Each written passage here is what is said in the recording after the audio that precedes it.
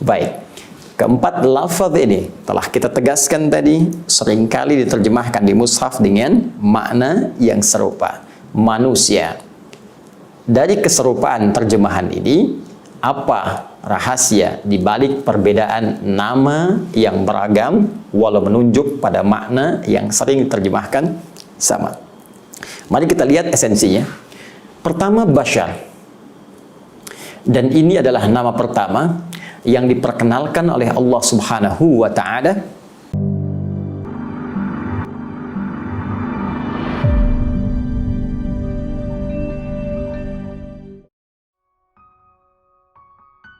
Bismillahirrahmanirrahim. Assalamualaikum warahmatullahi wabarakatuh. Alhamdulillahi rabbil alamin. Wassalatu wassalamu ala rasulillahil karim wa ala alihi wa sahbihi wa dhurriyyatihi wa ummatihi ila yaumiddin wa ba'du. Saudara-saudariku, apa kabar? Berjumpa dalam edisi perdana Sitama, serupa tapi tak sama.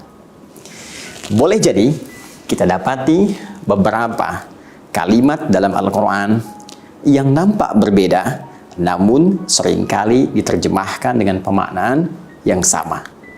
Pernahkah kita membaca ayat dalam Al-Quran semisal Qul a'udzu birabbin nas, katakan Muhammad SAW, aku berlindung kepada Allah Rabb seluruh manusia. Pernahkah Anda membaca Iqra bismi rabbikal ladzi khalaq, khalaqal insana min 'alaq? Bukankah insan juga diterjemahkan dengan manusia? Pernahkah Anda membaca wa ma khalaqtul jinna wal insa illa liya'budun? Bukankah insa di sini diterjemahkan juga dengan manusia? Pernahkah Anda membaca Qul innama ana basyarum mithlukum? Bukankah bashar diterjemahkan juga dengan manusia? Lantas jika terjemahnya serupa, bahkan sama-sama manusia, namun kenapa lafadznya mesti berbeda? Ada bashar, ada insan, ada nas, ada ins. Serupa, tapi lafadznya tak sama. Apa hikmah dibalik penamaan manusia dengan lafaz yang beragam itu? Edisi perdana Sitama akan mengulas hal dimaksud. Baik, hari ini kita akan ambil kata pertama di dalam Al-Quran yang menunjuk pemaknaan manusia, yaitu kata bashar. Kita coba turunkan dulu. Ada bashar, ada al-ins, ada al-insan, juga ada an-nas. Tadi disebutkan di surah paling favorit di muka bumi, Qul a'udzu birabbin nas. Baik, keempat lafaz ini telah kita tegaskan tadi, seringkali diterjemahkan di mushaf dengan makna yang serupa, manusia. Dari keserupaan terjemahan ini, apa rahasia di balik perbedaan nama yang beragam walau menunjuk pada makna yang sering diterjemahkan sama? Mari kita lihat esensinya. Pertama, bashar. Dan ini adalah nama pertama yang diperkenalkan oleh Allah Subhanahu wa Ta'ala kepada para malaikat dan sebagian kalangan jin yang telah tercipta sebelum manusia. Nama pertama inilah yang diperkenalkan oleh Allah kepada malaikat dan kalangan jin dimaksud. Disebutkan dalam Al-Quran surah ke-15 Al-Hijr ayat ke-28. Allah berfirman, wa idh qala rabbuka lil malaikati inni khaliqum bashara min salsalim min hama'im masnun. Muhammad SAW, ingatlah, pahamilah ketika Rabbmu menginfokan, menyampaikan kepada kalangan malaikat dan sementara jin yang hadir pada saat itu, bahwa aku akan mencipta makhluk baru yang bukan malaikat, bukan jin, tapi bashar. Dan bashar ini disebutkan sebanyak 35 kali dalam Al-Quran pada bentuk tunggal mufradnya, dan disebutkan satu satu kali saja dalam bentuk dual mutsanna, yaitu basyaraini. Ya, tersebut dalam Al-Quran surah ke-23 ayat ke-47. Baik, sekarang kita gali kedalaman maknanya.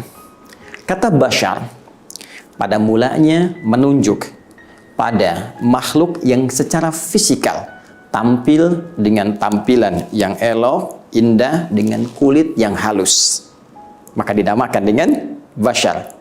Di sini secara fisikal Allah ingin membedakan tampilan manusia dengan hewan. Seakan-akan ingin menunjuk bahwa tampilan manusia sempurna. Tampilannya indah, elok, kulitnya halus. Walaupun ada perbedaan pigmen kulit yang disesuaikan dengan wilayah tempat dia tinggal, sesuai dengan cuaca yang ia rasakan, agar bisa menyesuaikan dengan iklim beraktivitas nyaman di tempat dia hidup. Namun, kesemuanya memiliki tampilan kulit yang halus dan sempurna ciptaan fisiknya. Untuk itu Allah tegaskan dalam Al-Quran surah ke-95 itu, setelah bersumpah dengan 3 risalah kenabian, baik risalah Nabi Musa alaihissalam, Nabi Isa alaihissalam, bahkan Nabi Muhammad SAW puncaknya, wattini wazzaitun wa turi sinin wa hadzal baladil amin laqad khalaqnal insana fi ahsani taqwim. At-tin dan zaitun, tempat wilayah Nabi Isa dari mulai lahir sampai berdakwah. Wa turi sin, ya, bukit Tursina, Nabi Musa alaihi salam menerima wahyu. Wa hadzal baladil amin, Nabi Muhammad sallallahu alaihi wasallam diangkat mendapat risalah di Mekah, di negeri yang sangat terjaga. 3 risalah yang istimewa ini untuk bersumpah pada penekanan penciptaan manusia yang sempurna. Laqad khalaqnal insana fi ahsani taqwim. Kami ciptakan manusia dengan tubuh tampilan yang sempurna. Apa di antara kesempurnaannya? Basyar, berbeda dengan hewan. Kalau hewan kita dapatkan, Masya Allah, kalau nggak percaya pergi ke kebun binatang. Coba bandingkan kulit Anda dengan kulit badak. Bandingkan kulit Anda dengan kulit singa.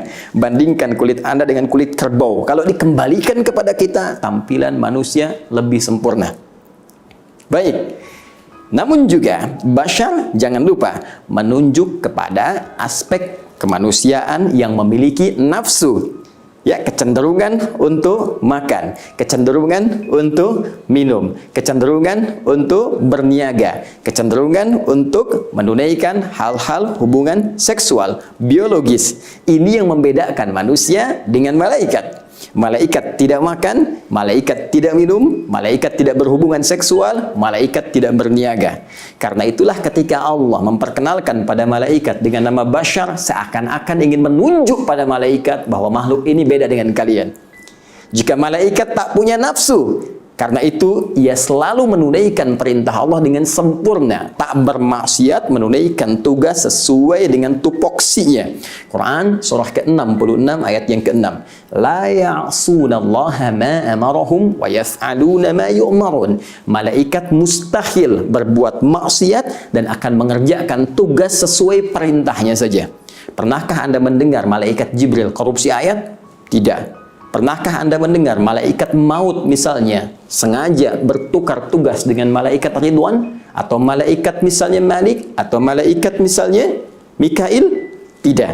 Kenapa? Karena semua memiliki jalur yang sempurna dengan sifat takwa yang Allah turunkan. Manusia beda. Manusia diisyaratkan memiliki nafsu. Walaupun hewan memiliki nafsu, tapi manusia tidak sama. Manusia tidak sama dengan hewan, dari segi tampilan dan dari segi kontrol kehidupan. Apa hikmah yang ingin Allah sampaikan di antara penamaan yang dimaksudkan ini? Pertama, Allah ingin menegaskan tidak ada manusia yang sempurna. Tidak ada manusia yang seperti malaikat. Karena itulah Allah melarang seorang manusia mengkultuskan manusia lainnya, sekalipun manusia itu diutus oleh Allah dengan risalah seperti Nabi dan Rasul. Karena itulah Nabi Muhammad SAW pernah menegaskan dalam Al-Quran surah ke-18 ayat 110 itu, Qul innama ana basyarum mithlukum. Katakan Muhammad SAW, perintah Allah, katakan pada umatmu, aku pun manusia seperti kalian. Jangan kultuskan aku, perintah dari Allah. Karena diduga nanti ada orang-orang yang ketika melihat Nabi membawa mukjizat, sebelum Nabi Muhammad ada Nabi Isa bisa menghidupkan orang mati dengan izin Allah Subhanahu wa taala. Nabi Musa bisa membelah lautan dengan tongkatnya dengan izin Allah Subhanahu wa taala. Nabi Ibrahim bahkan bisa menghidupkan burung-burung yang mati yang telah dicincang dengan izin Allah Subhanahu wa taala. Jangan sampai ketika engkau melihat mukjizat itu atas izin Allah yang menguatkan kerasulan mereka, namun engkau alih tafsirkan dengan pengkultusan sehingga engkau bisa saja menjadikan Isa melampaui batas-batas kenabian. Mungkin engkau akan menduganya sebagai lebih daripada Nabi. Ada yang menjadikan Tuhan, ada yang menjadikan lebih daripada itu, ada yang bahkan menaikkan derajatnya lebih dari sisi kemanusiaan dan tugas kerasulannya. Apa kata Nabi? Nabi meneruskan perintah Allah, yuha ilayya, aku manusia seperti kalian, cuma bedanya aku diberikan wahyu.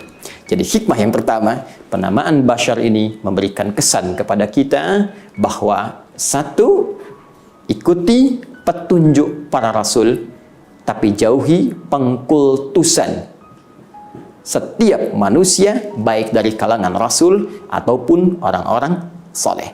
Bukankah bencana pertama yang menjadikan manusia beralih dari penghambaan kepada Allah Subhanahu wa taala saat sementara kalangan masyarakat mengkultuskan orang-orang soleh? Mari kita lihat Quran surah ke-71, surah Nuh ayat yang ke-23, ketika Nabi Nuh alaihi salam mulai ditugaskan oleh Allah dengan risalah pertama, mengajak kalangan masyarakat untuk kembali kepada Allah, menyembah Allah secara hanif dengan cara yang benar. Maka apa respon mereka ketika mereka menjawab risalah Nuh alaihi salam itu? Wa qalu la tadharunna alihatakum wa la tadharunna wadda wa la suwa'a wa la yaghutha wa ya'uqa wa nasra. Apa jawab mereka? Dan mereka berkata, jangan tinggalkan Tuhan-Tuhan yang biasa kalian sembah, Tuhan-Tuhan yang biasa disembah. Siapa mereka?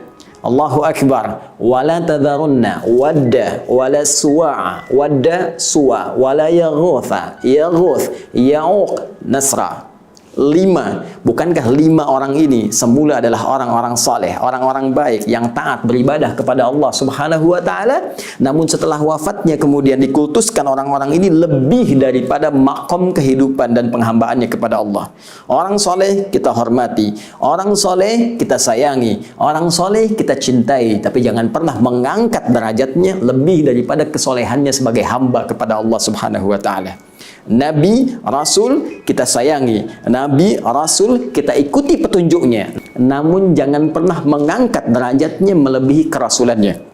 Mereka semua maksum, dijaga dari maksiat, dijaga dari salah, namun jangan menjatuhkan risalah mereka dengan mengangkat mereka lebih dari statusnya sebagai Nabi dan Rasul. Jangan jadikan mereka Tuhan, lantas Anda mengatakan Rasul tertentu adalah Tuhan. Tidak.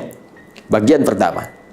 Dan yang kedua, yang paling indah, kalimat Bashar juga memberikan kesan kepada kita bahwa setiap manusia butuh nutrisi dalam kehidupannya yang akan dipacu oleh nafsu yang hadir dalam dirinya. Bukankah nafsu makan menjadikan kita memburu makanan?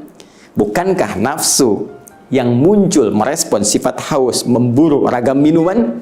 Ada jusnya, kan? Ada sirupnya, ada macam-macamnya yang menghubungkan dan memberikan kebutuhan nafsu yang hadir dalam jiwa kita. Bukankah dengan nafsu itu kita ingin menyalurkan hasrat biologis dengan pernikahan yang kita telah lakukan atau akan kita rencanakan? Karena itulah teman-teman, penting diketahui, jika semua hasrat yang hadir pada nafsu dengan sifat lahiriahnya ini tidak pernah diatur dengan baik, dikendalikan dengan sempurna sesuai petunjuk penciptanya, maka akan lahir hadir kekacauan di muka bumi seperti yang diduga para malaikat itu. Ketika mereka mengatakan kepada Allah Subhanahu wa taala saat Allah berfirman, wa idz qala rabbuka lil malaikati inni ja'ilu fil ardi khalifah qalu ataj'alu fiha may yufsidu fiha wa yasfiku dima. Ya Allah, kami khawatir apakah Engkau akan menjadikan tugas khalifah di bumi diberikan pada orang yang berpotensi merusak bahkan menumpahkan darah? Kata Allah, qala inni a'lamu ma la ta'lamun. Aku lebih tahu dari apa yang kalian duga itu. Allah memberikan kontrol kepada nafsu supaya dia bisa diarahkan untuk memenuhi aspek kebutuhan lahiriahnya. Maka muncullah bimbingan bagaimana mencari makan yang baik. Turun Quran surah kedua ayat 168 yang mengatur kita untuk mencari kebutuhan pangan kita dengan halalan thayyibah. Ya ayyuhan nasu kulu mimma fil ardi halalan thayyibah. Hei, cari dengan legal, halal, jangan korupsi, jangan mencuri, jangan merampok, jangan membunuh, jangan menipu. Begitu engkau keluar dari sistem tadi, akan muncul kekacauan di muka bumi. Bukankah dengan korupsi kacau kehidupan kita? Bukankah dengan perampokan, pencurian tidak tenang kehidupan kita? Kalau ingin tenang, kembalikan kepada petunjuk dalam Al-Quran untuk mengatur nafsu lahiriah kita. Demikian ketika Anda ingin menyalurkan hasrat biologis, seksual, maka turun aturan.